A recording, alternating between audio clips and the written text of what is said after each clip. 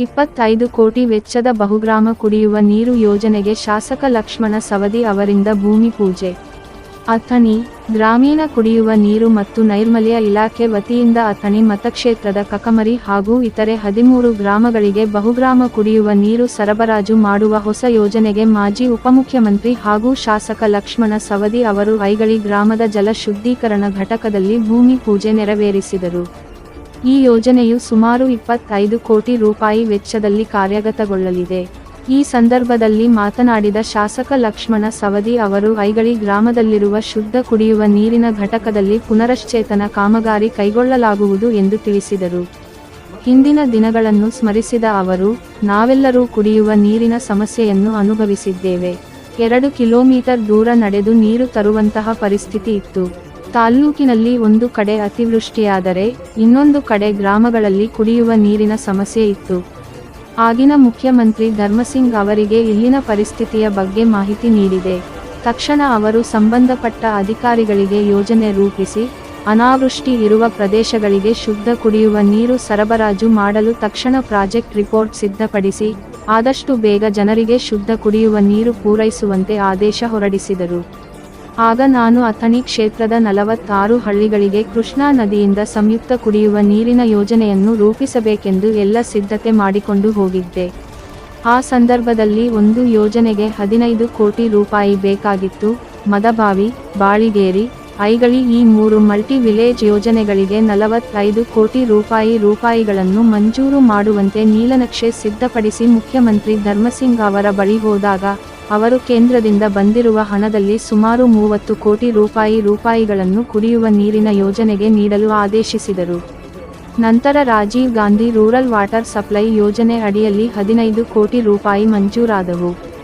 ಇವೆರಡೂ ಸೇರಿ ಒಟ್ಟು 45 ಕೋಟಿ ರೂಪಾಯಿ ವೆಚ್ಚದಲ್ಲಿ 2006 ರಲ್ಲಿ 3 ಮಲ್ಟಿ ವಿಲೇಜ್ ಕಾಮಗಾರಿಗಳಿಗೆ ಮದಬಾವಿ, ಬಾಳಿಗೇರಿ ಮತ್ತು ಐಗಳಿ ಭೂಮಿ ಪೂಜೆ ನೆರವೇರಿಸಿದ್ದೆವು.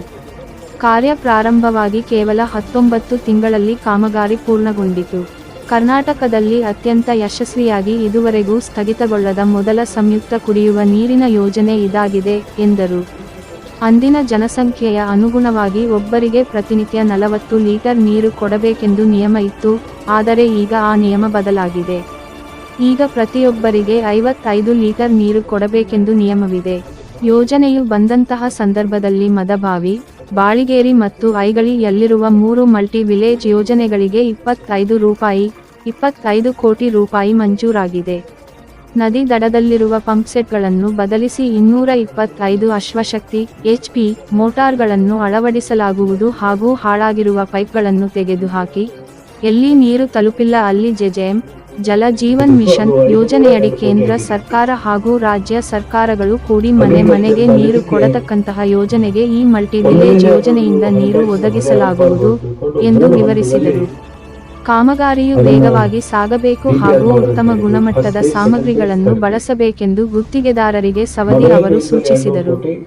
ಈ ಕಾರ್ಯಕ್ರಮದಲ್ಲಿ ಸಿದ್ರಾಯ ಯಲ್ಲಡಗಿ, ಹಿರಿಯರಾದ ಸಿದ್ರಾಯ ನ್ಯಾಮಗೌಡ, ಶ್ಯಾಮ್ ಪೂಜಾರಿ, ನೂರ ಅಹ್ಮದ್ ಡೊಂಗರಗಾನ್ವ, ಗುರು ದಾಶ್ಯಾಳ, ನಾನಾ ಗೌಡ ಪಾಟೀಲ್, ಗ್ರಾಮ ಪಂಚಾಯತಿ ಅಧ್ಯಕ್ಷೆ ಶಕುಂತಲಾ ಪಾಟೀಲ್, ಬಸವಂತ ಗುಡ್ಡಾಪುರ್, ಶಾಂತಾಬಾಯಿ ಹಟ್ಟಿ, ಸುಶೀಲಕುಮಾರ ಪತ್ತಾರ, ಅಧಿಕಾರಿಗಳಾದ ರವೀಂದ್ರ ಮುರ್ಗಾಲಿ, ಶಿವಾನಂದ ಕಲ್ಲಾಪುರ್, ನವೀನ್ ನಾಗನೂರ ಸೇರಿದಂತೆ ಹಲವರು ಉಪಸ್ಥಿತರಿದ್ದರು. ಆ ಟ್ಯಾಂಕರ್ಲಿ ನೀರೇನು ಕೊಡ್ತಿದ್ರಲ್ಲ, ಸ್ನಾನ ಮಾಡ್ತಿದ್ರು. ಸ್ನಾನ ಮಾಡಿದ ಮೇಲೆ ಬಚ್ಚಲ ಮೋರಿಲಿ ಹೊರಗೆ ನೀರು ಹೋಗೋದು, ಬಕೆಟ್ದಾಗ ನೀರು ತುಂಬಿಡ್ತು ಅಂತ ಒಂದು ಸನ್ನಿವೇಶ ನನಗೆ ತೋರಿಸಿ. ಈ ಬಚ್ಚಲದಾಗ ಸ್ನಾನ ಮಾಡಿದ ನೀರನ್ನು ಸಹಿತ ನಾವು ಹಾಳು ಮಾಡಲಾರ್ದ ಇದನ್ನು ಸಂಗ್ರಹ ಮಾಡಿಕೊಂಡು ಬಟ್ಟೆ ತೊಳಿಲಿಕ್ಕೆ, ದನಗಳಿಗೆ ಕುಡಿಸ್ಲಿಕ್ಕೆ ನೀರನ್ನ ಇದು ಉಪಯೋಗ ಮಾಡ್ತೀವಿ ಅಂತ ಹೇಳಿ ನನಗೆ ಪ್ರತ್ಯಕ್ಷ ತೋರಿಸಿದ್ರು.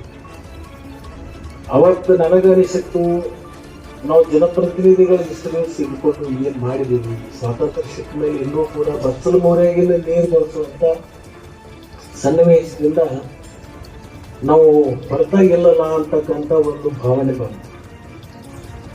ಆ ಕಾರ್ಯಕ್ರಮ ಮುಗಿದ ಒಂದು 15 ದಿವಸದೊಳಗೆ ಕೃಷ್ಣಾ ಮಹಾಪೂರ್ ಬಂತು. ಧರ್ಮಸಿಂಗ್ ಅವರು ಮುಖ್ಯಮಂತ್ರಿಗಳಿದ್ರು.